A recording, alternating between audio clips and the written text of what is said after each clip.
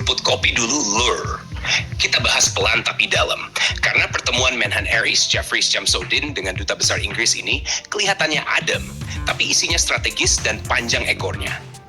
Pertemuan di Kemhan ini bukan sekadar kunjungan kehormatan. Yang dibahas jelas, persiapan kunjungan Presiden Indonesia ke Perdana Menteri Inggris dan penguatan kerjasama pertahanan lewat Maritime Partnership Program. Nah, kata maritime di sini kuncinya. Inggris itu negara laut. Sejak era Royal Navy, doktrin, industri, sampai sistem tempurnya dibangun di atas dominasi maritim. Jadi kalau Inggris bicara kemitraan maritim dengan Indonesia, ini bukan basa-basi diplomatik.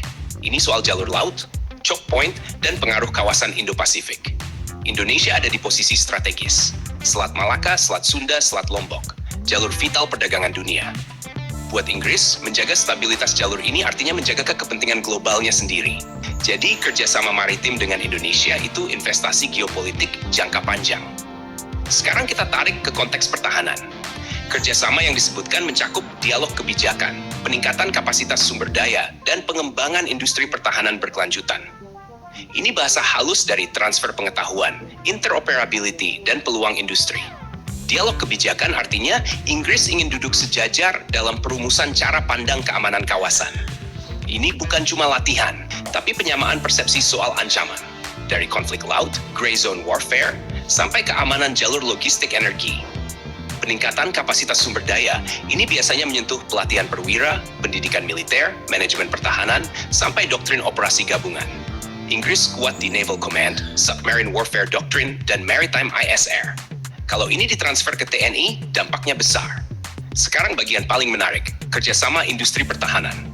Inggris punya pemain besar, BAE Systems, Rolls-Royce, Thales UK, sampai jaringan galangan dan sistem tempur laut. Kalau kata berkelanjutan dipakai, artinya bukan beli putus, tapi co-production, MRO, atau minimal industrial participation. Buat Indonesia, ini sejalan dengan arah besar, kemandirian pertahanan. Kita butuh mitra yang bukan cuma jual barang, tapi mau buka ekosistem.